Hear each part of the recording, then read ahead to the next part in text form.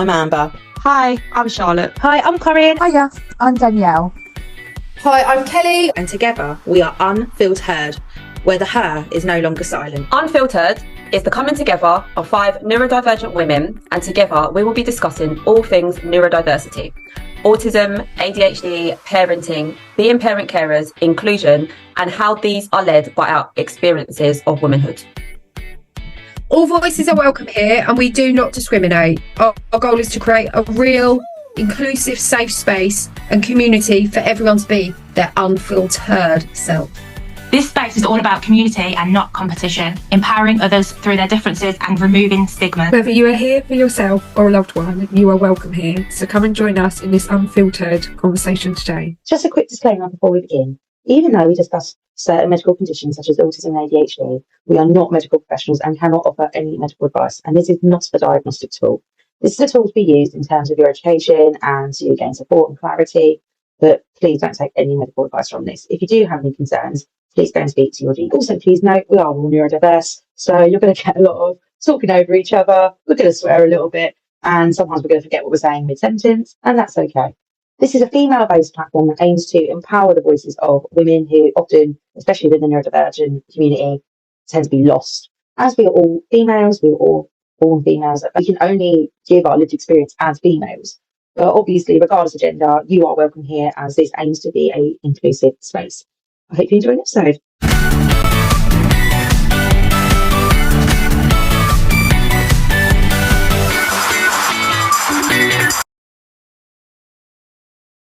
Welcome to Unfiltered.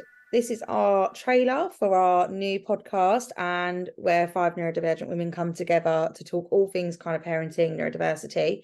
And before we get into the main episodes, this is a quick little trailer just so you guys know who we are and what we're about. Hi, my name is Charlotte. Most people know me as Chase and Remy, which is the page I've had basically showing the journey of my children who are both autistic and just how we get on and just everyday life, really. Recently, I've changed the name of my page to my name, Charlotte Marion Pearson, and that's because I want to share more than just my children, because I'm more than just a mum.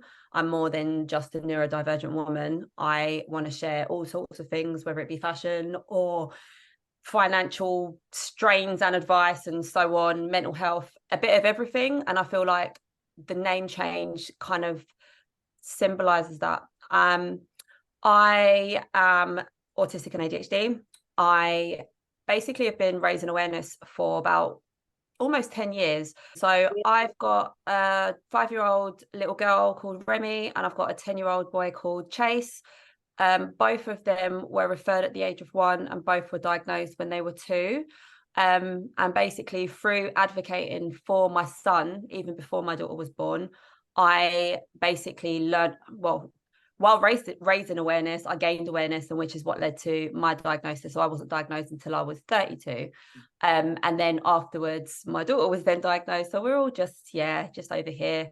We've all got very different needs and strengths and weaknesses and so on. But I'm just a strong believer that try and always look at the positives when it comes to your children, because all of our children have got amazing qualities. And I was always kind of given the negatives. And so I decided, actually, no, I look at my son. I think he's absolutely amazing. I wouldn't change him or my daughter off the world. So rather than focusing on their struggles, I'm aware of their struggles, but doesn't mean I need to put a spotlight on them. So instead of that, I basically just put a massive spotlight on all the amazing things they do, which has led to just more confidence in them. So when they do approach their struggles, they are doing it with that confidence and getting better results. So we was told my son would never speak or make friends and all the struggles he'd have. And I just thought, okay, cool, but I think he's absolutely epic. And so focusing on that, I think has really helped with his development. So now he is speaking, he is very popular, he has got friends and interests and so on.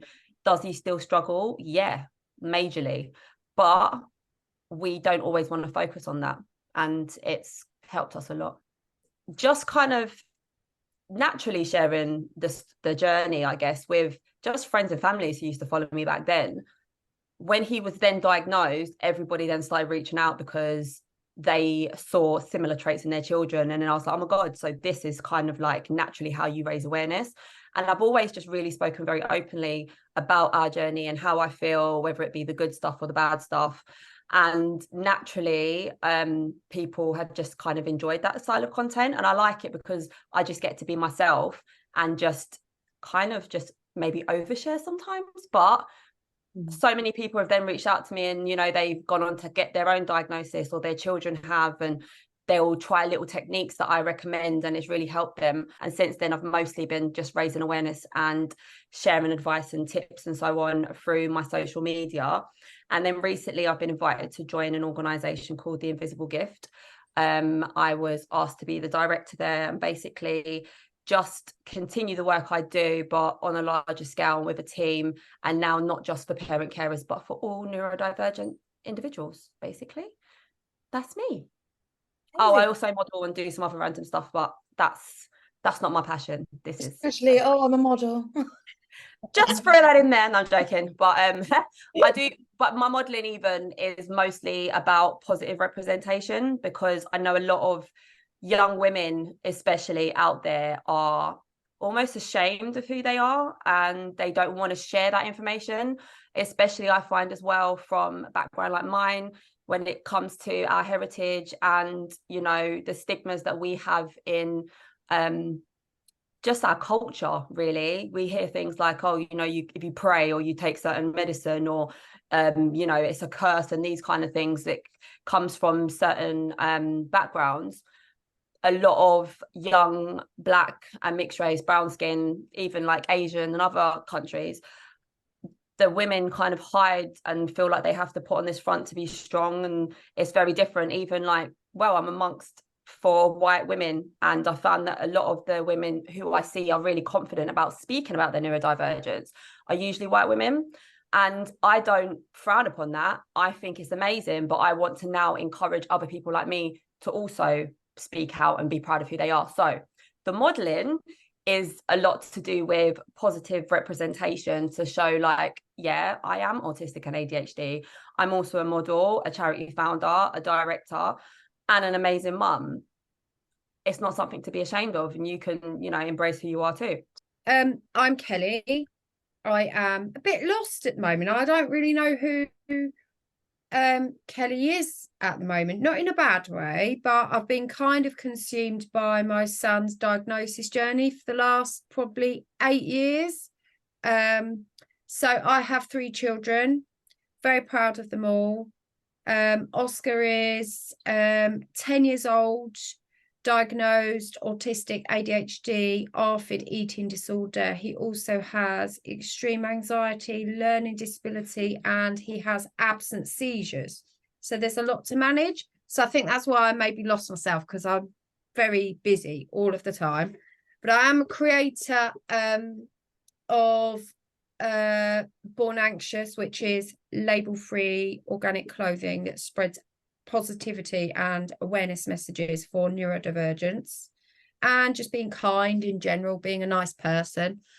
And when I first started it, I didn't really know where I wanted it to go. I just wanted to let somebody know that my child is maybe a bit extra in terms of the experiences that we were having, because he was very misunderstood. So I needed, you know, as he runs away from you after an event, you can have that, I'm autistic, and it kind of gives that initial conversation without saying anything. So they're more like visual cues, visual cues. And then I decided to donate to charities as a result of those. So it was kind of something that I created for him, and then people commented on it. So I created an Etsy, and then I started a blog, and then it became a website. I was never really intending it to be a shop. But I do feel it's got a bit of a personality of its own. We did create a fashion show in London for autistic people, and we made reasonable adjustments for them. And it was a main runway show in London, which I think was probably I don't know, but I think it was the first time it had been done in a main show to create a show for autistic people and make those reasonable adjustments, which I'm really proud of. We've done lots of collaborations. I've done lots of blogging, and I'm now at a place where I don't really know where it's going. I feel like we need a new chapter. The story's been told. I do a little bit feel like I'm getting on people's nerves too. But in the last kind of year, I've managed to carve out some time for myself and become an autism peer support trainer for InRock, which I really, really enjoy, and I identify as an advocate. And I'm really just me. I love lemon meringue pie, mint aero. I like wearing Uggs most of the year. I like having time to just be in my own head. On paper, I'm neurotypical. I'm not sure I am, but I'm definitely the voice of someone who isn't. And I like to just promote inclusion, really. I think that I'm most passionate about that. Not just for neurodivergence, but for everything. Like, what's this hierarchy about? Everyone's just a human being. I think all voices matter. I like to think that I am a voice for people when they don't have one. And that's it, really. We're a bit blended. I share the care of my godson because we lost my best friend, sadly, last year. Very proud of him. Very proud of my goddaughter too, but she lives independently. I've struggled probably in the last year when my daughter left home because I like everyone under one roof. So I'm just finding me again a bit, really, I think. I think that I've become a different person. I quite like her. She's good at things. That's not an overconfidence. That's just an awareness of my ability, I think. I'm okay to say that I know I'm good at things. I'm also okay to say I know I'm not good at some things. But I quite like the new me. And I say new me because I think when you are a parent of a complex kid, you lose people. And the door doesn't ring anymore. And people don't check in. And you do find new people. There is balance. You do find new people, but you do also lose people. And I think it changes you. Not in a bad way, but it does change you. So I'm feeling brand new, older, more tired, but definitely full, definitely emotionally full. But I've started to, since Lucy died, I don't care so much anymore. I am going to let you know how I'm feeling. And I think that's real, isn't it? Yeah. But yeah, and I love people. I absolutely love people. All people. I'm very interested by people. We go out and my husband's like, for God's sake, you know everyone. I'm like, I don't know them. Just be nice. He's like, can we not just get to where we've got? And I'm like, I don't know him. I have conversations with everyone. But yeah, so that's me. So I'm Corinne, and you may know me on social media. We are the Finch Family Life. Mainly Instagram and TikTok. And I've been, oh gosh, on this page now for nearly 5 years. The page has been around. But I started sharing Caleb's journey from his diagnosis 4 years ago. And then from then, obviously, I had my other two children, and currently sharing my 5-year, I shouldn't know his age, my 4-year-old Roman's journey. And for me, it's been a crazy few years of finding my feet with understanding autism fully. When my first son got diagnosed, I thought autism was just the way he presented, and I never really understood neurodivergence as a whole until I had my second son. And my third son is also 3, and a bundle of craziness. This year has been as Amber said, like an awakening. I know that's the name of your thing.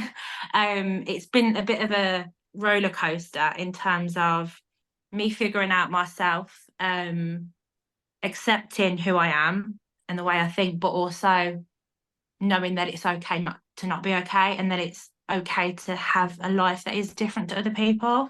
I spent the first few years on social media trying to fit in and sharing what other people did and trying to put on a voice. It's funny when I look back now at like old stories in my archive and I'm like, who is that? Her voice sounds weird. But now I just kind of say things how they are, and it seems to be a lot more of I call it like my public diary, because I'm able to talk openly, and it's nice when you get like people message you and say, you know, I appreciate you sharing that. I feel the same, and we're going through something similar, and it's nice to know I'm not alone. My mental health struggles are quite a new thing I talk about on social media, which have heightened this year since me kind of understanding the way I am. And I think, and yeah, I just kind of share the highs and the lows. I think it's really important to show the sad times as well as the great times, because if you don't, then you're just going to be a walking positive person, and no one's like that. And it's what makes people relate to you. Like Kelly said, I also am really passionate about inclusion, whether that's in school, holidays, even going to the supermarket. And I am pretty I'm not afraid to say if things are not right, and I think that kind of puts me in a place where people may not like that, but for me, I think if you don't call things out, then you're not going to get the right outcomes. Yeah, I'll shut up. I love that outlook as well. I'm very strengths-based approach, because we don't ever meet any of our targets, so we have to make our own, and then we celebrate those. Yeah, and you can do that without, it's not like you're disregarding the struggle, you're just not focusing all your energy on it, because that's pretty depressing. But our kids are wicked. Do you know what I mean? Come on, Oscar had you up doing fake karaoke in the middle of the night. That's my When it's doing, he's like, handing them off. It's like, I think that's brilliant. Do you know what I mean? But these kind of things we should be shining a light on as well, because everybody, even neurotypical people, have their weaknesses. Do you know what I mean? It just feels like with us, we are the ones who have all the focus on ours, and I think it's unfair. So yeah. You don't get neurotypical people walking around going, I'm neurotypical over here. I struggle in this area. I'm really boring and I'm not really a nice person, but I'm neurotypical, so you don't have to worry about that. Yeah, but autistic people have to identify themselves everywhere they go. I hate that. So I'm Danielle. Not many people probably will know me. Up until recently, all of my social medias were private, and I have followed quite a few of you girls on social media for quite some time. So I am autistic. I was diagnosed last year at the age of 31 following my son's diagnosis. I have a 5-year-old, he's nearly 6, Tommy. He is the absolute world of the light of my life. He is our little miracle baby. And he has a diagnosis of ASD and sensory processing disorder, as well as hypermobility Ehlers-Danlos syndrome. It's a really lonely world, the SEM world, and it's kind of very much diagnosed and dumped. So there wasn't anybody that I knew personally that had been through the journey. So I turned to social media after Tommy's diagnosis back in 2021. And as we kind of went further into the journey, we saw there were more and more holes with support. And then we started our EHCP journey, and it was filled with nothing but problems and having to fight the system. Some of you, or anyone that is part of the SEND world and the education journey with their children, will probably be aware of a very famous, I want to say it went absolutely crazy. It blew up, the video of 2 Kent County Council councillors, Councillor Simon Webb and Councillor Sarah Hudson, making derogatory and disparaging comments at a SEND subcommittee meeting back in March of this year. What many people probably don't realise is it was myself that found that video. Came across it completely by accident, trolling through KCC's website back in May of this year. And I knew once I found that it had to be shared. So I took a deep breath that Friday night and decided to set up a TikTok account. Didn't know what I was doing at all, and opened my Instagram from private to public, and put the video on there because the things they were saying, it needed to be out there. Anybody in the STEM world will know these things go on behind closed doors, but to actually have a public meeting that was recorded, where you've got counsellors saying that it is the in thing to do to get an EHCP, and we sit at home on benefits and we just push for EHCPs for the add-ons and benefits, is absolutely disgusting. So I shared that video. I didn't expect it really to make many waves. Again, I'd only just put my accounts on public. I tagged a few people that I was following that had large platforms, and before I knew it, that video was everywhere. It was over TikTok, over Instagram, Facebook. It made the news. So BBC News covered it, ITV News covered it. It was on Twitter. And from then, really, I've just been advocating the best I can, not just for Tommy and for his needs to be met, but for all children and young people with SEND, because the system is so broken. Throughout kind of the journey of advocating and uncovering more and more issues within the SEND world, when it comes to funding, when it comes to how SEND children and young people are treated in educational settings, how their needs aren't met. I've met an amazing bunch of ladies, being the four of you. And it's the first time I can honestly say that I have been able, and I've felt able to be my true, authentic self and not have to mask in front of people. So that's kind of our journey, and I won't stop. I've found my voice. Is something I'd done before finding that video, but on a very kind of private scale. I would always help anyone I knew, but it was very private, whereas it's kind of, I can't really explain it. It's lit a fire in me that I didn't know I had. And I'm determined to keep pushing on until we make changes, because changes are needed. And it's not just changes for our children, but also for ourselves as adults. As an autistic adult with other disabilities, it is a much harder place. And you realise how not many places are inclusive, and the everyday struggles that we face. And we shouldn't have to feel like we have to mask to fit in. We shouldn't have to feel that we are a nuisance for existing. And I think that's what I'd like to change, the stigma as well that's attached to neurodivergent people. Actually made me, I got a bit I could feel myself like, oh my God. My eyes started going and I was blinking to make sure that tears. I was looking at you. I was like, Charles gonna go. Yeah, that made me really emotional. This is going to go in the episode because I want us to make this point of how fucking brave you were to do that because of your job, to whistleblow an entire county council. Like, that was fucking brave. Yeah. And it's not celebrated enough. And what we want from this community is that we can surround people with love who need it. And that's Kelly's little favourite phrase, like, surround them with love, surround them with like, that's what this is about. Because there's a lot of people out there, unfortunately, who will try and like put themselves on the pedestal. I think it's an ADHD thing. Apparently, we have pattern recognition, and mine is with people. So I can almost just sense when someone's not right. And the girl I used to run my charity with, we'd have a meeting with someone and we'd leave it, and she'd be really optimistic. I go, that went really well, and I look at her and I go, no, babe. And she'd be like, what? And I'll say, just trust me.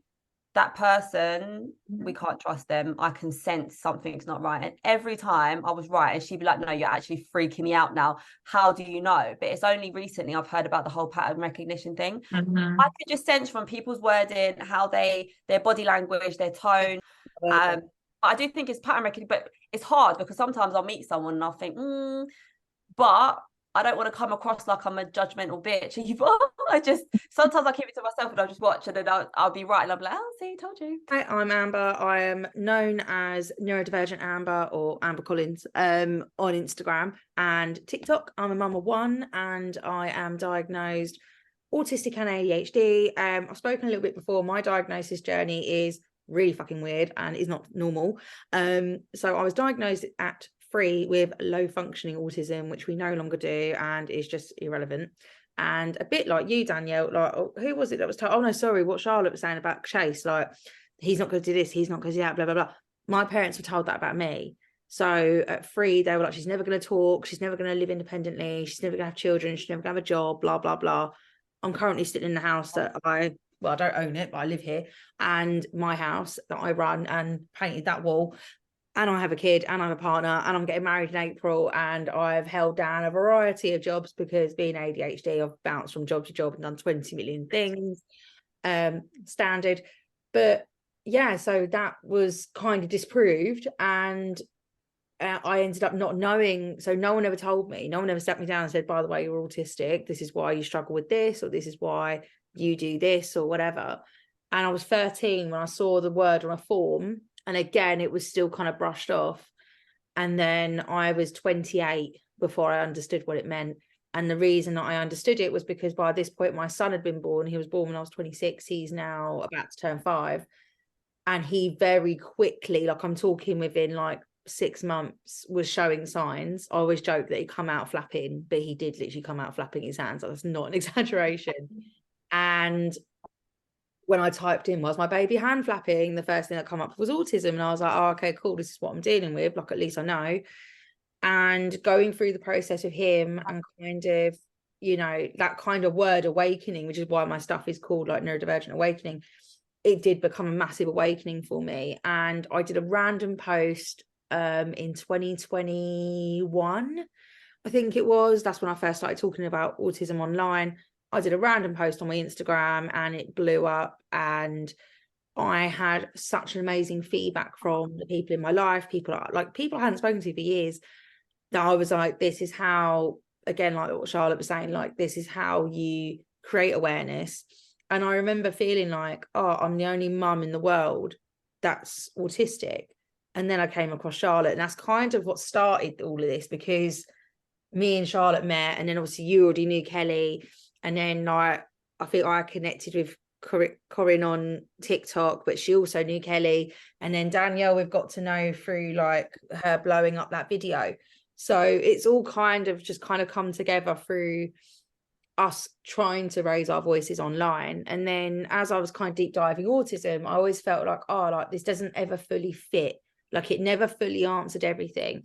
And then all the ADHD stuff started coming up, and I genuinely thought ADHD was like fucking Sam Thompson. Do you know what I mean? Like nutty boys jumping around, mental. And I was like, I'm not like that.